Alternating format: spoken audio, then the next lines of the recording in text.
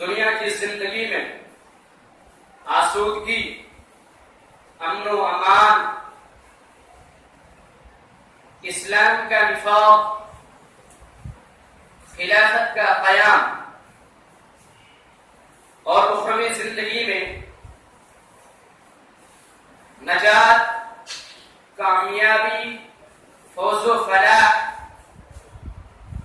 اور ہمیشہ کے لیے جنت کی خوشخبری اس بات پر منحصر ہے ایمان و تقوی، تزکیہ نفس، ربانی ہدایات اور دین حق کے غلبہ کے لیے اجتماعی جدوجہد کی جائے۔ نجات کا جامع تصور قرآن کریم اور سیرت طیبہ نے جو پیش کیا ہے، دنیا کے دیگر ادیان و مذاہب پیش کرنے سے قاصر ہے۔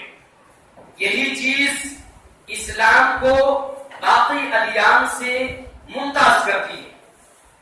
اسلام نے اصل کامیابی اخروی زندگی کو قرار دیا ہے، اگرچہ دنیا کی ترقی اور کامیابی کو فراموش نہیں کیا ہے۔ قرآن کریم میں نجات کا مفہوم یہ ہے کہ انسان اپنی دنیاوی زندگی کو امن، سکون، اطمینان بخش اور خوشحال بنائے اور اخروی زندگی کو عذاب، نار جہنم سے بچا کر جنت کا داخلہ یقینی بنائے۔ یہی نجات کا اصل ہدف اور جامع تصور ہے۔ اللہ رب العالمین سورہ آل عمران کے اندر ارشاد فرماتا ہے فَمَنْ زُحْزِحَ عَنِ النَّارِ وَأُدْخِلَ الْجَنَّةَ فَقَدْ فَازَ۔ کل قیامت کے دن جس انسان کو جہنم سے دور کر دیا گیا، جس انسان کو جہنم سے بچا لیا گیا، آگ سے دور کر دیا گیا اور جنت کے اندر داخل کر دیا گیا، اللہ نے فرمایا فقط فاز، تحقیق کہ وہ کامیاب ہو گیا، وہ نجات پا گیا، وہ تمام جھمیلوں اور ٹینشنوں سے نجات پا گیا۔ یہ اللہ رب العالمین نے نجات کے بارے میں فرمایا۔ آج نجات کے بارے میں مزید کچھ ہم جانتے ہیں۔ سورۃ العصر ایک چھوٹی سی سورت ہے جس میں تمام انسانی کمالات کو نہایت جامعیت اور مناسبت کے ساتھ بیان کر دیا گیا ہے۔ اللہ رب العالمین ارشاد فرماتا ہے والعصر ان الانسان لفی خسر الا الذین آمنوا وعملوا الصالحات وتواصوا بالحق وتواصوا بالصبر۔ قسم ہے زمانے کی قسم، ان الانسان لفی خسر، انسان تمام کے تمام انسان بلا شبہ نقصان میں ہے، گھاٹے میں ہے، کوئی نجات میں نہیں ہے، ہر کوئی نقصان اور ہلاکت میں ہے۔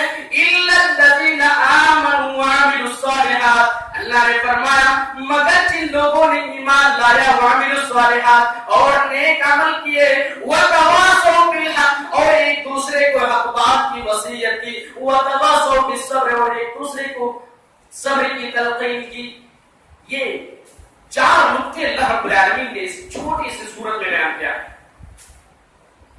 تفسیر ابن کثیر آپ کھول کر دیکھیں گے، امام ابن کثیر رحمہ اللہ نے فرمایا ہے کہ امام شافعی رحمہ اللہ فرماتے ہیں کہ پوری قرآن کی بات چھوڑو، صرف ایک سورہ، ایک چھوٹی سی سورہ یعنی سورۃ العصر پر اگر انسان غور و فکر کر لے، تدبر کر لے، اس پر اللہ رب العالمین نے جو پیغام کیا ہے انسانوں کو، اگر اس پر عمل کر لے تو انسان کامیاب ہو جائے، انسان نجات پائے۔ صرف ایک چھوٹی سی سورت، پورے قرآن کی بات تو رہ گئی۔ چار نقطے اللہ رب العالمین نے اس سورت کے اندر بیان کیا۔ نمبر ایک، علم نافع، جس کو آمنو سے تعبیر کیا گیا ہے، جس کو ایمانیات سے تعبیر کیا گیا ہے۔ نمبر دو، عمل صالح، جس کو اللہ رب العالمین نے اللہ کے بعد عمل صالحات کے ساتھ بیان کیا ہے۔ نمبر تین، وتواصوا بالحق، ایک دوسرے کو حق بات کی وصیت کرنا، ایک دوسرے کو حق بات کے لیے اٹھانا، ایک دوسرے کو قرآن کی طرف بلانا. حق کی تعریف علماء تفسیر نے قرآن سے کیا ہے. قرآن کی طرف ایک دوسرے کو بلانا، حق بات کی طرف، نیکی کی طرف ایک دوسرے کو بلانا. یہی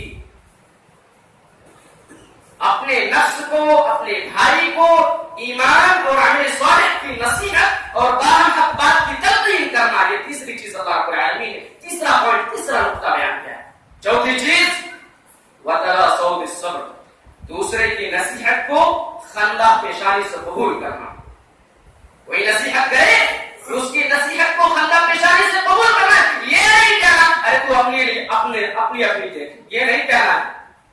صحیح الجامع کی روایت ہے اللہ کے نزدیک سب سے مقبول، سب سے ناپسندیدہ شخص وہ ہے جس کو اللہ اور رسول کی کوئی بات بتائی جائے، جس کی اصلاح کے لیے کوئی بات کہی جائے اور وہ یہ کہے کہ تم اپنے نفس کو دیکھو. نہیں، آپ کو کوئی اچھی باتیں بتائے، کوئی دین کی باتیں سکھائے تو آپ اسے ایکسپٹ کیجیے، اپنی غلطی مانیے، ورنہ اللہ کے نزدیک آپ سے زیادہ ناپسندیدہ شخص کوئی نہیں.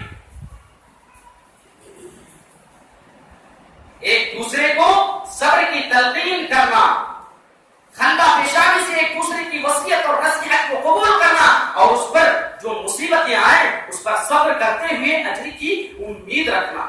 یہ نجات پانے کی اصل بنیادیں ہیں. نجات پانے کی 4 چیزوں کو اللہ رب العالمین نے سورہ کے اندر بیان کیا. سورۃ الطین کے اندر اللہ رب العالمین فرماتا ہے لقد خلقنا الانسان فی احسن تقویم، ہم نے انسان کو بہترین شکل و صورت میں پیدا کیا. میرے بھائیوں ذرا بتاؤ تو صحیح، آج انسان سے زیادہ کوئی بھی مخلوق عزت میں ہے؟ انسان سے زیادہ کوئی بھی مخلوق عزت میں ہے یا کسی بھی مخلوق کو اللہ رب العالمین نے اتنی ساری ترقی کرنے کی بنیادی ذرائع فراہم کیے ہیں؟ نہیں، کوئی نہیں. لقد خلقنا، آپ کے بناوٹ کو دیکھیے، اللہ نے آپ کے ہاتھ کو جہاں رکھنا تھا وہاں رکھا، آپ کے پاؤں کو جہاں، آپ کی آنکھیں جہاں ہونی چاہیے، آپ کے کان ناک جہاں ہونی چاہیے، سب کو اللہ نے اپنی جگہ پر رکھا. اللہ رب العالمین اسی بات کو سورہ انفطار یا ایھا الانسان ما غرک بربک الکریم، اے انسانوں کی جماعت، تمہیں رب کریم سے کس چیز نے دھوکے میں ڈال رکھا ہے؟ الذی خلقک فسواک فعدلک، جس نے تم کو پیدا کیا، تمہیں برابر سرابر پیدا کیا، تمہیں جیسے تمہاری جیسی پیدائش ہونی چاہیے تھی ویسے پیدا کیا. فی ای صورت ما شاء، پھر جس صورت کے اندر چاہت میں ڈھال دی. اللہ کی بنائی ہوئی ایک ایک شکل صورت قیمتی ہے، ہمارے اور آپ کے ہاتھ میں نہیں ہے کہ ہم اپنے لیے کوئی شکل و صورت متعین کر لیں. یہ اللہ کی بنائی ہوئی چیز ہے. اللہ نے آپ کو جیسا بھی بنایا ہے آپ اللہ کا شکر ادا کریں. فرمایا لقد خلقنا الانسان فی احسن تقویم، ہم نے انسان کو بہترین شکل و صورت میں، بہترین ڈھانچے میں پیدا کیا. ثم رددناه اسفل سافلین، پھر ہم نے اسے اسفل سافلین میں کر دیا. الا الذین آمنوا وعملوا الصالحات، مگر جن لوگوں نے ایمان لایا اور عمل الصالحات اور نیک عمل کیے، فلہم اجر غیر ممنون، ان کے لیے نہ ختم ہونے والا اجر ہے. کیا ہے؟ ان کے لیے نہ ختم ہونے. اسفل السافلین میں سے کر دیا. مختلف تفسیر بیان کی گئی اس آیت کے تحت. اسفل السافلین سے مراد ایک یہ ہے کہ اللہ رب العالمین نے آپ کو بہترین شکل و صورت میں پیدا کیا، جوانی دی، آپ جوان ہوئے، طاقتور ہوئے، پھر اللہ نے آپ کو دھیرے دھیرے اسفل السافلین میں کر دیا، یعنی اسفل عمر تک پہنچا دیا. آپ کمزور ہو گئے، آپ کے اندر وہ طاقت نہیں رہی، آپ کے سارے گھمنڈ مٹی میں مل گئے. جو جوانی میں عقل ہوتی ہے وہ سارے عقل مٹی میں مل گئے. اللہ نے اس بات کی طرف اشارہ کیا ہے. بعض علماء نے کہا ہے کہ اس سے مراد یہ ہے کہ جو شخص اللہ اور اس کے رسول کی اطاعت سے انحراف کر کے اپنی زندگی گزارتا ہے، اللہ رب العالمین اس کی زندگی کو لقد خلقنا الانسان فی احسن تقویم بولنے کے باوجود اسفل السافلین میں کر دیتا ہے، یعنی جہنمی بنا دیتا ہے. ایسے شخص کو اللہ رب العالمین، انسان کو پیدا کیا گیا جنت کے لیے، لیکن شیطان اس کے پیچھے لگتا ہے اور اس کے جہنمی بنا دیتا ہے. نہیں، حضرت آدم علیہ السلام کو کس لیے پیدا کیا گیا؟ جنت کے لیے. میرے بھائیوں، آپ میں سے ہر شخص کو اللہ رب العالمین جنت سے نوازنا چاہتا ہے، لیکن ہمارے دشمن جو یوں ہی بہکا دیتے ہیں، اللہ سے دور کر دیتے ہیں، ہمیں جنت سے دور کر دیتے ہیں۔ لَأَمْلَأَنَّ جَهَنَّمَ مِنْكَ، اللہ نے شیطان سے کہا تھا میں تجھے اور تیرے ماننے والے کو، چاہے انسان ہو چاہے جنات ہو، سب کو جہنم کے اندر کر دوں گا۔ تو ہمیں اصل مقصد سے، ہمیں جنت سے دور کرنے والا، جہنم میں داخل کرنے والا ہمارا اور آپ کا اصلی دشمن شیطان ہے۔ ان الشیطان، اسی لیے اللہ رب العالمین نے کہا ان الشیطان لکم عدو فاتخذوه عدوا، بے شک شیطان تمہارا دشمن ہے تو تم اسے دشمن ہی سمجھو، دشمن ہی مانو، اس کی پیروی، اس کی باتیں نہ مانو۔ جو انسان نیک ایمان اور عمل صالح کو چھوڑ دیتا ہے وہ اسفل السافلین میں گر جاتا ہے، جہنمی ہو جاتا ہے۔ اللہ رب العالمین بیان فرماتا ہے انه من يشرك بالله فقد حرم الله عليه الجنة ومأواه النار وما للظالمين من انصار، بلا شبہ جو اللہ کے ساتھ کسی کو شریک ٹھہرائے تو یقیناً اللہ رب العالمین ایسے شخص پر جنت کو حرام کر دیتا ہے، ایسے شخص کا ٹھکانہ جہنم ہے۔ وما للظالمین من انصار، اور ظالموں کا کوئی مددگار نہیں ہے، قیامت کے دن ظالموں کا کوئی مددگار نہیں ہوگا۔ پتہ چلا کہ ایمان عمل صالح یعنی توحید ہی نجات پا دیتی ہے، اصل بنیاد ہے۔ ایمان، اخلاص اور تقوی کا کلمہ توحید ہے، یہی نجات کی بنیاد ہے۔ جب کوئی بندہ دل کی سچائی، جذبہ اخلاص اور کلمے کے مفہوم کو سمجھ کر پڑھتا ہے اور اس کے تقاضوں کو پورا کرتا ہے اور اللہ کے ساتھ کسی کو شریک نہیں ٹھہراتا، تو اللہ رب العالمین ایسے شخص کو جہنم سے نجات دے کر جنت میں داخلہ عطا فرماتا ہے۔ دلیل اللہ رب العالمین سورہ نساء کے اندر ارشاد فرماتا ہے ان اللہ لا یغفر ان یشرک بہ ویغفر ما دون ذلک لمن یشاء، اللہ رب العالمین شرک کو، اس بات کو کبھی نہیں بخشے گا کہ اس کا شریک بنایا جائے، اس کا شریک ٹھہرایا جائے۔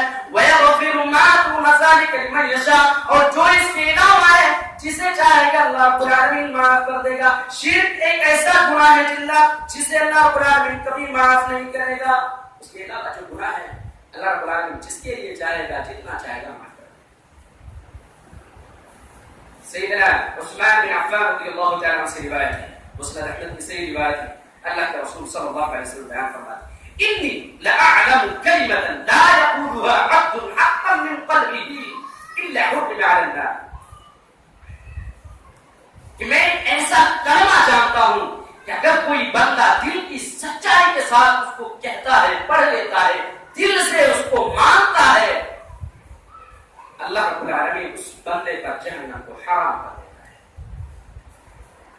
اسی طرح سیدنا ابو ہریرہ رضی اللہ تعالیٰ عنہ سے روایت ہے، ہم ایک سفر میں تھے، جنگ تبوک کے موقع پر اللہ کے رسول صلی اللہ علیہ وسلم نے فرمایا لا يلقى الله عبد حقا بهما غير شاق فيهما الا دخل الجنہ، جو شخص شہادتین کی گواہی کے ساتھ اللہ سے ملاقات کرے گا، جو اللہ اور اس کے رسول کی گواہی دے گا، اللہ تعالیٰ کی وحدانیت کی گواہی دے گا، رسول اللہ صلی اللہ علیہ وسلم کی رسالت کی گواہی دے گا، ان دونوں کلمے کی گواہی کے ساتھ اللہ سے ملاقات کرے گا، اس حال میں کہ اسے ان دونوں باتوں میں، ان دونوں کلمے میں کوئی شک نہ ہو۔ اللہ کے رسول فرماتے ہیں الا دخل الجنہ، اللہ قرآن میں ایسے بندے کو جنت کے اندر داخل فرمائے گا، جہنم سے نجات عطا فرمائے گا۔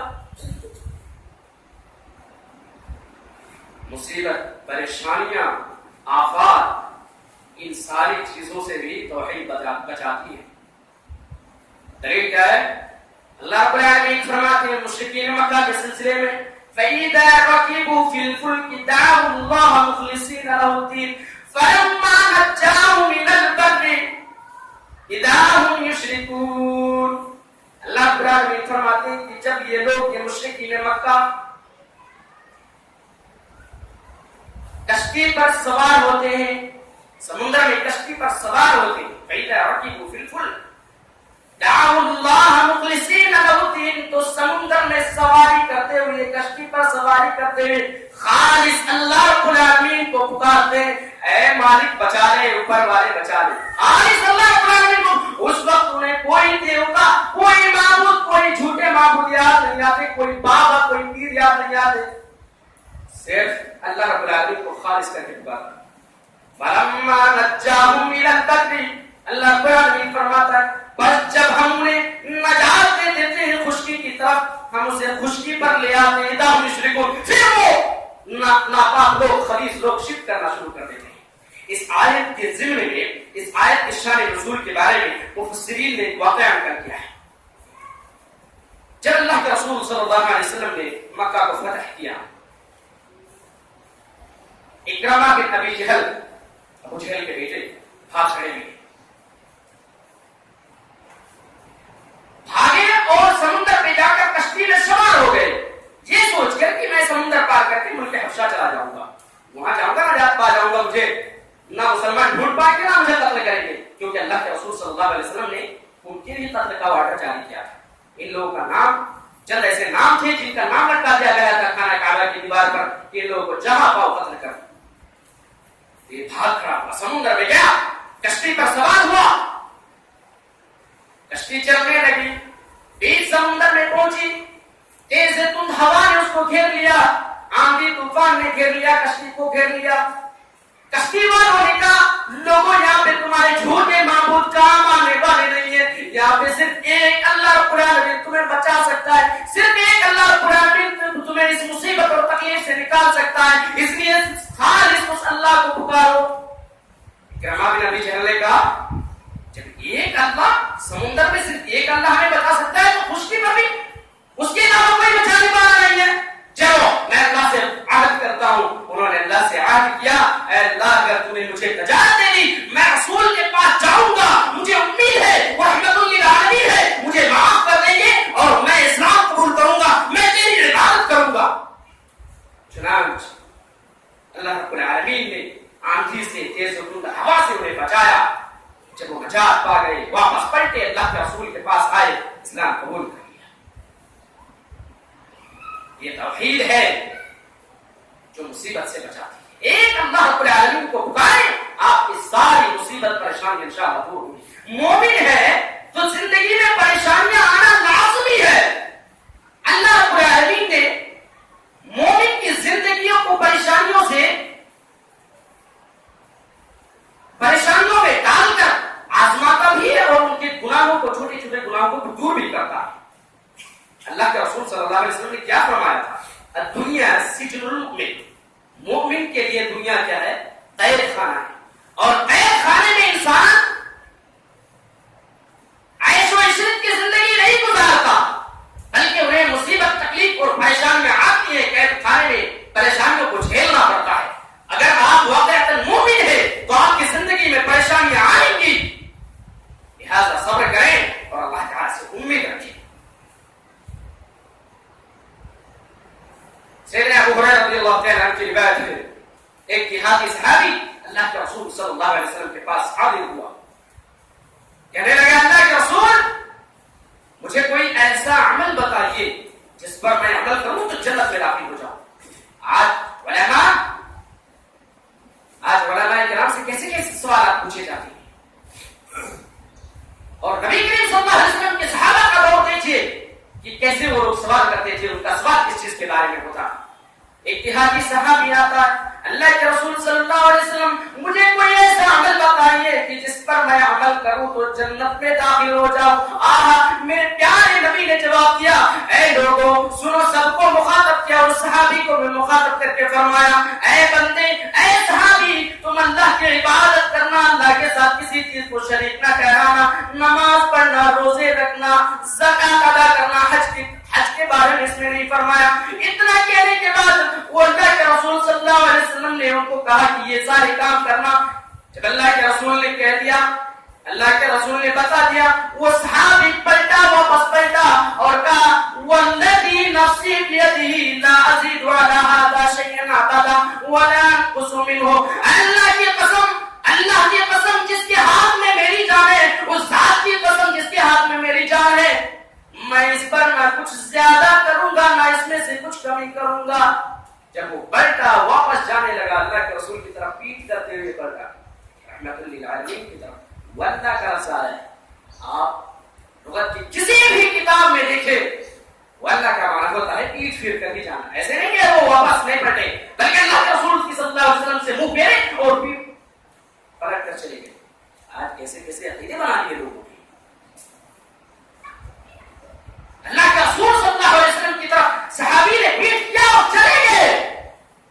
اللہ کے رسول نے فرمایا من سرہ ان ينظر الى رجل من اهل الجنہ فلينظر الى هذا. جو شخص اس بات کو پسند کرتا ہو کہ وہ کسی جنتی آدمی کو دیکھے تو میرے صحابہ دیکھ لو وہ جنتی جا رہا ہے. اگر اس نے واقعات میں ایسا عمل کیا اس پر نہ کچھ زیادتی کی نہ اس میں سے کچھ کمی کی. میرے بھائیو دین بہت آسان ہے. دین بہت آسان ہے. ان الدین یسر. دین اسلام بہت آسان ہے. ہم نے انہیں مشکل بنا دیا. اللہ کے رسول نے 4 چیزیں بتائی اور کہا کہ جا تو یہ کرے گا تو جنت میں داخل ہو جائے گا. اللہ کی عبادت کرنا, عبادت کرتے ہوئے اللہ کے ساتھ کسی کو شریک نہ کرنا.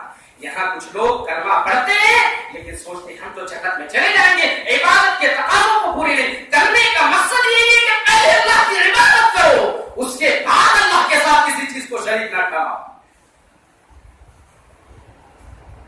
پیسے رہیں گے تبھی آپ خرچ کریں گے. آپ کے پاس پیسے نہیں ہے تو کیسے خرچ کریں گے؟ یہی حال عبادت. عبادت رہیں گے تبھی نہ آپ شرک سے بچیں گے. اللہ کی عبادت کرنا, اس کے ساتھ کسی چیز کو شریک نہ کرنا, نماز پڑھنا, روزے رکھنا, بس اتنے کام کر لینا اللہ تعالیٰ تجھے جنت میں داخل فرما دے گا. پھر بھائی دین بہت آسان. آپ ان چیزوں پر عمل کریں اللہ رب العالمین ہم سب کو جنتی بنائے. اطاعت مصطفیٰ صلی اللہ علیہ وسلم یہ بھی نجات کی بنیاد ہے. اللہ تعالیٰ کی ذات و صفات پر ایمان اور رسول اللہ صلی اللہ علیہ وسلم کی آخری سچے رسول ہونے کی گواہی اور یقین اور نبی صلی اللہ علیہ وسلم کی تعلیمات کے مطابق اطاعت کرنا نجات کی بنیاد ہے. یہی جنت کا راستہ اللہ رب العالمین کا راستہ ہے. یہی اللہ رب العالمین کے رضا کا راستہ ہے. یہی انسان کی فوز و فلاح کا نجات کا راستہ ہے. رسول اللہ صلی اللہ علیہ وسلم کی اطاعت سے انحراف اور انکار کرنے والے کے لیے عذاب ہے, وعید ہے.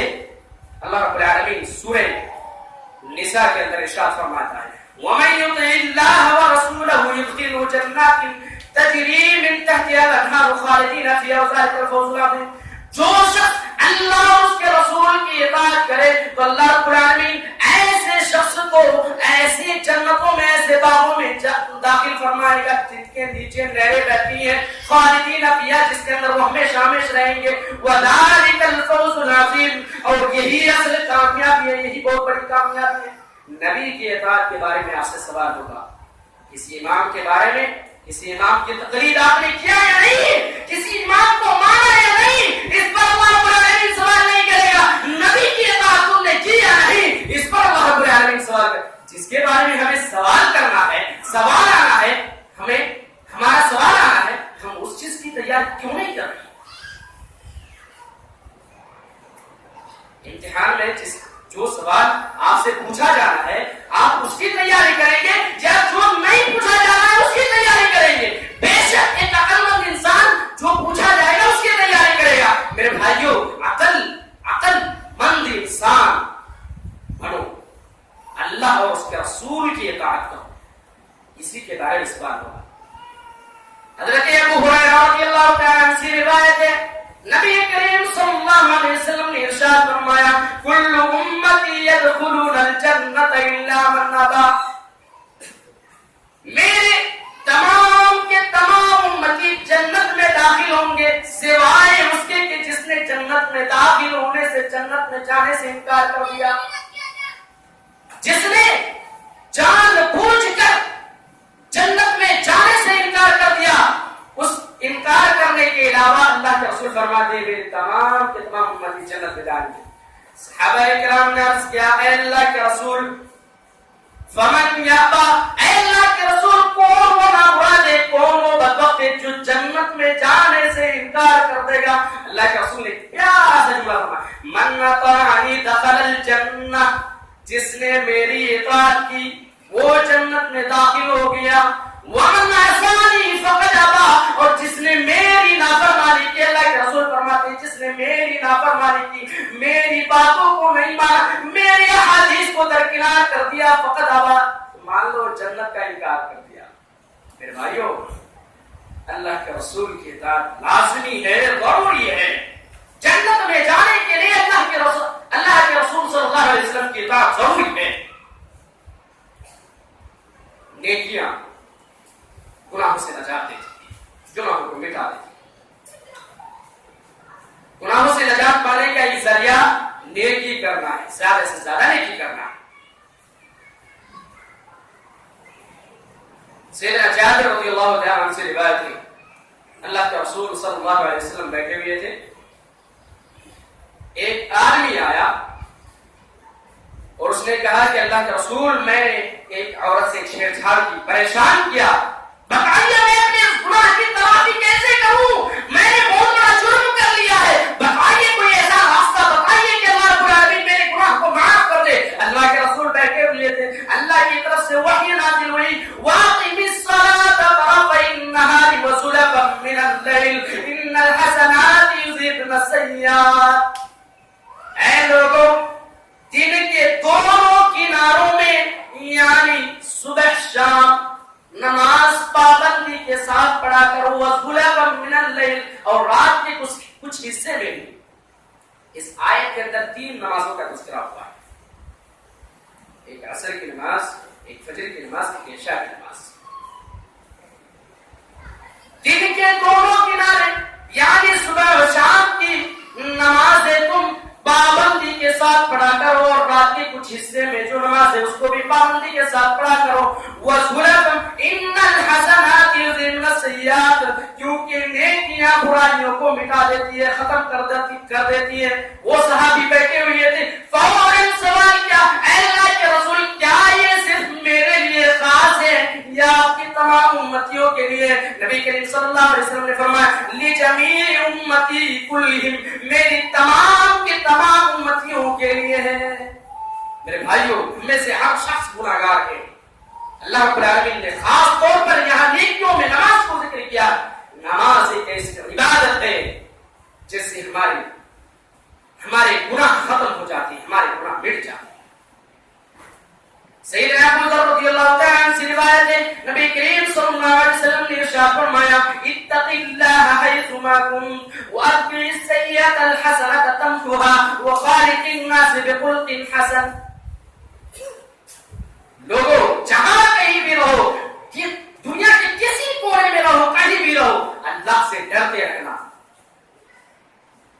واتبع السیئۃ الحسنۃ تمحها، اور برائی اگر ہو جائے تو برائی کے بعد فوراً نیکی کر لینا۔ یہ نیکیاں برائیوں کو مٹا دیتی ہے۔ وخالق الناس بخلق حسن، اور اللہ کے مخلوق کے ساتھ حسن سلوک سے پیش آنا۔ 3 اہم باتیں اللہ کے رسول صلی اللہ علیہ وسلم نے فرمائی۔ دنیا کے کسی بھی حصے میں رہیے، کہیں بھی رہیے، اکیلے رہیے، جماعت کے ساتھ رہیے، اللہ سے ڈرتے رہنا، گناہوں سے بچ جاؤ گے۔ اور اگر گناہ ہو بھی جائے تو اس کے بعد فوراً نیکی کرنے کی کوشش کرنا، کیونکہ نیکیاں برائیوں کو، گناہوں کو مٹا دیتی ہے، گناہ سے نجات دیتی ہے۔ بیماری یہ بھی گناہوں سے نجات کا ایک ذریعہ ہے۔ بیماری یہ بھی گناہوں سے نجات کا ایک ذریعہ ہے۔ بیماری اور تندرستی زندگی کا امتحان ہے۔ مومن بندے کو چاہیے کہ وہ صحت یابی میں شکر ادا کرے، اور جب بیمار ہو تو صبر کرے اور اللہ تعالیٰ سے اجر کی امید رکھے۔ مومن کے لیے دونوں معاملوں میں خیر ہی خیر، دونوں ہی معاملات میں، اگر صحت مند ہو تب بھی اور اگر بیمار ہو تب بھی مومن کے لیے خیر ہی خیر۔ حضرت جابر رضی اللہ تعالیٰ عنہ بیان کرتے ہیں، صحیح مسلم کی روایت ہے، اللہ کے پیارے حبیب صلی اللہ علیہ وسلم لوگوں کی عیادت کے لیے جایا کرتے تھے، چاہے وہ مرد ہو یا عورت ہو۔ اگر آپ صلی اللہ علیہ وسلم کو پتا چلتا کہ فلاں بندہ یا اللہ کی بندی بیمار ہے تو نبی کریم صلی اللہ علیہ وسلم عیادت کے لیے جایا کرتے تھے۔ سیدنا جابر رضی اللہ عنہ کہتے ہیں ایک دن اللہ کے رسول صلی اللہ علیہ وسلم ام سائب رضی اللہ عنہا کی عیادت کے لیے نکلے، میں بھی آپ کے ساتھ تھا. آپ صلی اللہ علیہ وسلم ان کے پاس پہنچے اور ان سے کہا ام سائب کیا ہے، تم کانپ کیوں رہی ہو؟ تو ام سائب نے کہا رضی اللہ عنہا نے کہا اللہ کے رسول مجھے سخت بخار، تیز بخار ہے، اسی وجہ سے میں کانپ رہی ہوں. اللہ رب العالمین اس میں برکت نہ ڈالے. اگلا جملہ ان کا کیا تھا؟ ام سائب رضی اللہ عنہا کا اللہ تعالیٰ اس میں برکت نہ ڈالے، یعنی یہ بخار جلدی ختم ہو جائے. ایک طرح سے انہوں نے اپنی زبان سے بددعا کیا بخار کے لیے، یا یوں سمجھ لیجیے کہ بیماری سے ناپسندیدگی کا اظہار فرمائے. نبی کریم صلی اللہ علیہ وسلم نے فرمایا لا تسب الحمى فإنها تذهب خطايا بني آدم كما يذهب الكير. اللہ کے پیارے حبیب صلی اللہ علیہ وسلم نے سیدہ ام سائب رضی اللہ عنہا سے مخاطب ہو کر کے فرمایا اے ام سائب، بخار کو گالی نہ دو، بخار کو برا بھلا مت کہو، بخار کو بددعا نہ دو. فإنها تذهب خطايا بني آدم، اس لیے کہ یہ بخار بنی آدم سے، اولاد آدم سے گناہوں کو ایسے دور کر دیتے ہیں کما یذهب الکیر خبث الحدید، جیسے کہ بھٹی لوہے سے اس کے زنگ کو، اس کے میل و کچیل کو، اس کی خباثت کو دور کر دیتی ہے. میرے بھائی سوچیے، اگر اللہ رب العالمین ہمیں بیماری بھی دیتا ہے تو ہماری گناہوں کی بخشش کے لیے ہمیں بیماری دیتا ہے. آج معاشرے کا آپ معائنہ کریں گے، مشاہدہ کریں گے، جو لوگ بیمار ہیں اگر آپ ان کی عیادت کو جائیں گے، اللہ کی قسم ان کی زبان سے ایسے ایسے الفاظ نکلتے ہیں اللہ رب العالمین کے فرشتے ناراض ہو جائیں، اللہ رب العالمین ناراض ہو جائے. کہتے ہیں اللہ تعالیٰ کو ہمارا ہی گھر ملا تھا بیماری دینے کے لیے، نعوذ باللہ من ذالک. ایسے ایسے ناامیدی کے کلمات خصوصاً عورتوں کی زبان سے یہ الفاظ سننے کو ملتے ہیں. میرے پیارے بھائیوں، ایک مومن کی زندگی میں اگر کوئی بھی تکلیف پہنچتی ہے تو اس کے گناہوں سے نجات دلانے کے لیے وہ تکلیف آتی ہے. اگر مومن ہے واقعہ تو ابو ہریرہ رضی اللہ تعالیٰ عنہ کہتے ہیں ما من مرض يصيبني احب الي من الامه لانها تدخل في كل عظم منه وان الله يعطي اجره قسطه من الاجر كل عظم. ابو ہریرہ رضی اللہ تعالیٰ عنہ فرماتے ہیں مجھے بخار سے زیادہ کوئی بیماری محبوب نہیں.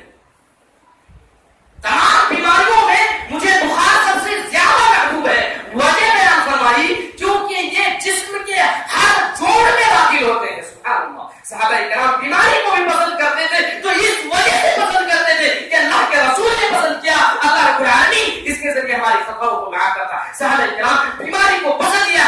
ابو ہریرہ رضی اللہ عنہ کہتے ہیں مجھے تمام بیماریوں میں سب سے زیادہ محبوب بیماری بخار لگتی ہے کیونکہ یہ جسم کے ہر جوڑ میں داخل ہوتی ہے اور اللہ رب العالمین ہر جوڑ کو اس کی تکلیف کے بدلے اس کا اجر عطا کرتا ہے. سبحان اللہ. کتنی پیاری باتیں ہیں، کتنی پیاری احادیث ہیں. سیدنا عبداللہ بن مسعود رضی اللہ تعالیٰ عنہ بیان کرتے ہیں میں اللہ کے رسول صلی اللہ علیہ وسلم کے پاس حاضر ہوا اس حال میں کہ نبی کریم صلی اللہ علیہ وسلم کو سخت بخار تھا، شدید بخار تھا. میں نے کہا اللہ کے رسول آپ کو تو بہت تیز بخار ہے. نبی کریم صلی اللہ علیہ وسلم نے فرمایا ہاں مجھے اتنا زیادہ بخار ہے جتنا تم میں سے دو آدمیوں کو ہوتا ہے. سیدنا عبداللہ بن مسعود نے کہا اس کا مطلب یہ ہے کہ اللہ رب العالمین کو آپ کو ڈبل اجر عطا فرماتا ہوگا. کہا معاملہ ایسا ہی ہے، بالکل ایسا ہی ہے. اللہ رب العالمین میرے اجر کو بڑھانے کے لیے مجھے ڈبل تکلیف دے رہا ہے. اس کے بعد نبی کریم صلی اللہ علیہ وسلم نے فرمایا ما من مصیبت الا اذن. اللہ کے رسول صلی اللہ علیہ وسلم فرماتے ہیں کہ جب کسی مومن بندے کو اگر تھوڑی سی بھی تکلیف پہنچتی ہے، یہاں تک کہ ایک کانٹا چبھتا ہے یا اس سے زیادہ تکلیف پہنچتی ہے، اللہ رب العالمین اس کانٹا چبھنے کے بدولت بھی مومن انسان کے گناہوں کو دور کرتا ہے، مومن انسان کو گناہوں سے نجات عطا فرماتا ہے. ایسے ہی اس کے گناہ جھڑتے ہیں جیسے کہ درخت سے پتے جھڑتے ہیں. میرے بھائیوں، نجات کا دار و مدار، نجات کی بنیاد ایمان اور عمل صالح ہے. یہ بیمار اللہ رب العالمین کی طرف سے جو ہمیں پہنچتی ہے یہ ہمارے گناہوں کی بخشش کا ذریعہ